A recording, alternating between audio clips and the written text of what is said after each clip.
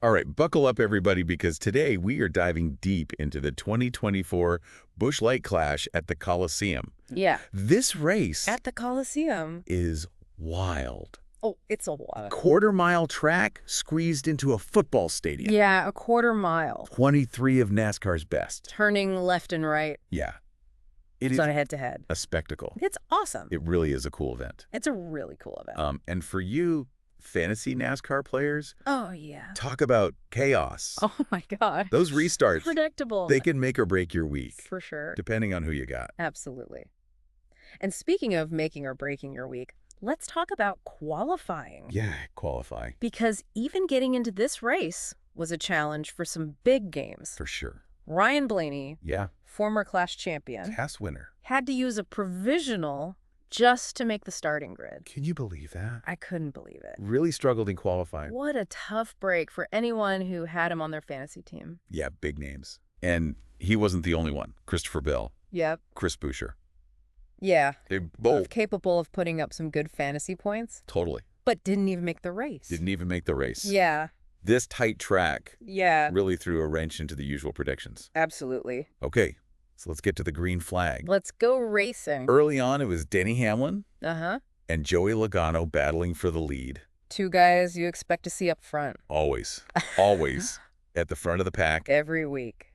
Hamlin grabbed those early stage points. Oh, yeah. Crucial for fantasy. Absolutely crucial for building a solid fantasy score. But Logano, though. What about Logano? I mean, Yeah. his brakes were glowing red hot Really? from all that hard braking. I can imagine. You got to wonder Yeah. how much that affected him later in the race. Yeah, for sure. Yeah, I think that takes a toll. absolutely. All those little details can really add up. Fantasy NASCAR. Yeah. It's a game of inches. But then a young gun stepped up and stole the show. Ty Gibbs. Ty Gibbs. Yeah, This kid was on fire, he was on fire, taking the lead, showing incredible car control. especially on those restarts. Oh, yeah. Masterful. Mastering those restarts is huge on this track. Absolutely huge. So smooth through lapped traffic, Picking them off left and right. racking up those fantasy The points. time. Big time. Right. For those who took a chance on this rising star, Oh, yeah. it was paying off. Paid off. Big time. But then Oh, things got even spicier midway through the race. yeah. A caution came out, Uh-huh.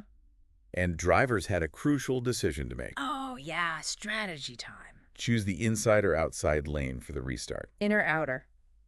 This is where strategy meets fantasy gold. This is where you make your money. Yeah, Or you lose your money. right. Picking the right lane could mean a huge jump in position. It's in a surge in fantasy points. For sure.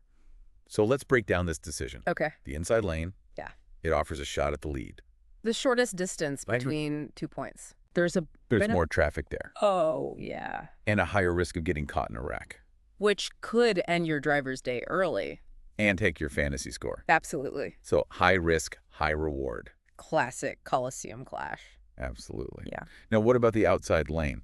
Outside, a little safer. Okay. But longer distance to travel. Yeah, got to make up that ground.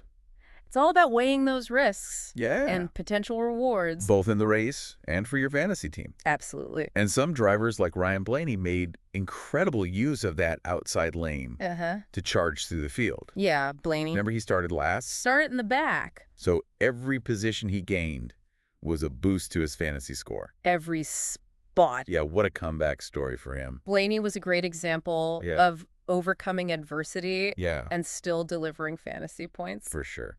And speaking of comebacks, Oh, yeah? let's talk about Martin Truex Jr. Truex.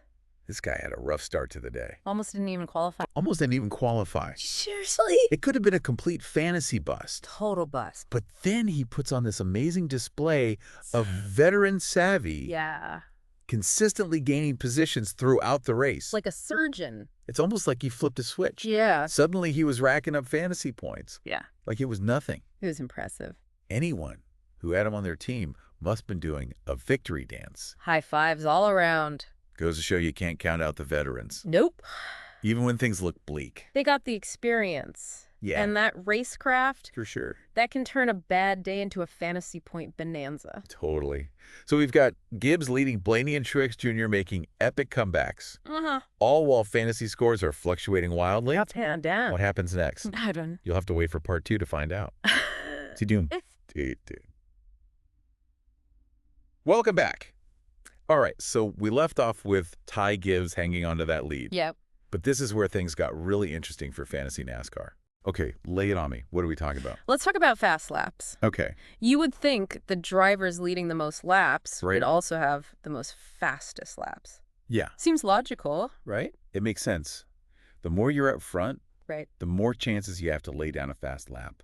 Makes sense. But what? Not so fast. Okay, so that wasn't the case in this race. Not exactly. Really? This clash. Mm-hmm. And honestly, the entire season so far has shown like a shift. Okay. Fast laps Yeah. were way more spread out. So even drivers who weren't leading a lot were still getting those fastest laps. Exactly. So what's going on there? Well, it tells us a couple things, Okay. both of which could change how we look at fantasy NASCAR. Are you all ears? First, the next-gen car Yeah. might be leveling the playing field. Okay. So a less competitive car Yeah, can still put down some fast laps. could be. Interesting. So it's not all about those top teams anymore. Not necessarily. Okay. And second, Yeah. drivers might be getting more strategic, Okay. How pushing for fast laps even when they're not going to win. interesting. So they're saying, all right, I can't win this thing, Mm-hmm. but I can still rack up some points Points are points. by going for fastest laps. Could make sense. It's a whole new angle. It's for fantasy. Yeah. So you Yeah. can't just look at who's leading. Right. You got to think about who's putting down those fastest laps, Exactly. even if they're not contending for the win. It's a whole new ball game. So it makes predicting those high-scoring fantasy drivers Yeah. much more challenging, So much harder. but also more exciting. Way more exciting. All right, so give me an example. Let me see this in action. Okay, so Justin Haley, Yeah? driving for Rick Ware Racing, Okay. didn't have a great finish. Okay. 12th place. Not great. But he was consistently fast. Really? All race long. So even though he wasn't fighting for the lead, he was still finding those bursts of speed. It was wild. So he was basically saying, all right, I'm out of contention for the win. Uh-huh. I'm going to focus on getting those fast lap points. Maybe. Makes you think, It does. is this the start of a bigger trend? It could be. Interesting. The next-gen car Yeah. might be closing that performance gap. And drivers are realizing they can get points even if they're not winning. Potentially. So fantasy players need to pay attention. Big time. This could be huge. Absolutely.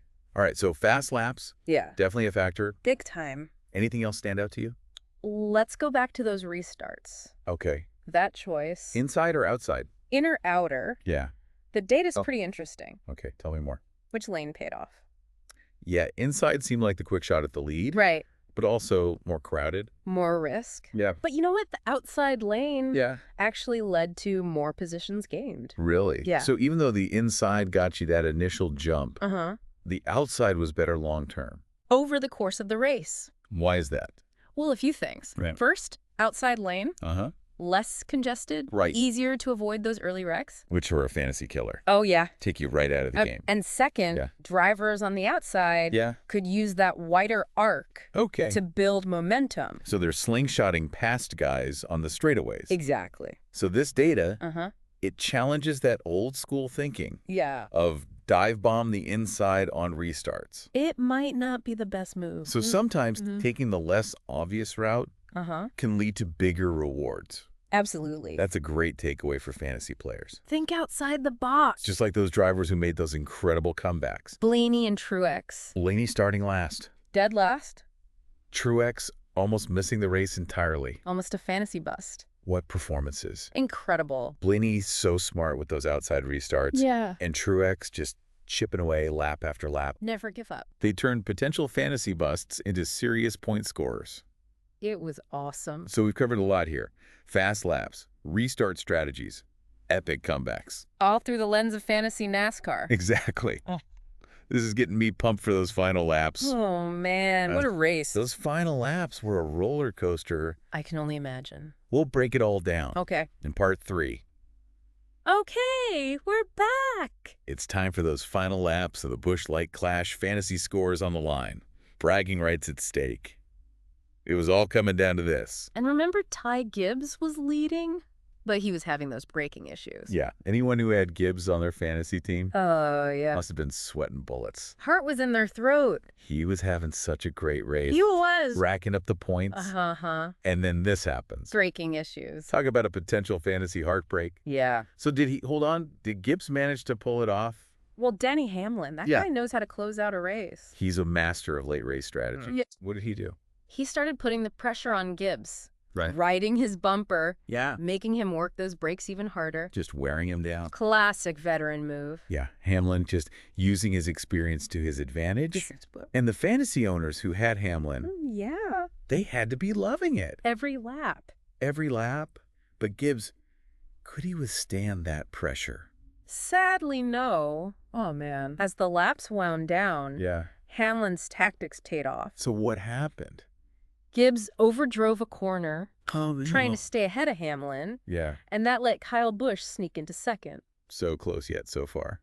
Tough break for Gibbs. And for his fantasy owners. Definitely. But hey, at least Busch was still in the mix. Oh, yeah. He's always a threat. Consistent fantasy scorer. So now we've got Hamlin and Busch. Battling for the win. Two veterans. Going head to head. This is what it's all about. And then... Late caution. Oh, come on, overtime. NASCAR overtime. Talk about a plot twist, sudden death. Every move matters. Every point counts. Fantasy dreams on the line. Did this shake things up in terms of fantasy scoring? Big time. So tell me about those overtime laps. Chaos. Hamlin and Busch. Side by side. Every pass, every position change. Could swing a fantasy matchup. People must have been going crazy watching this. Nail biter. So who got the better jump when the green flag dropped? It was Hamlin. Hamlin. Oh, ha! What a launch. What trick timing. Took the lead. Held off Busch. And he crossed the finish line first. Victory. And the fantasy points. Oh. Hamlin showing everyone why he's a top pick. Always. Year after year. He didn't make any mistakes. Nope. Didn't give Busch an inch. Locked in, focused, and victorious.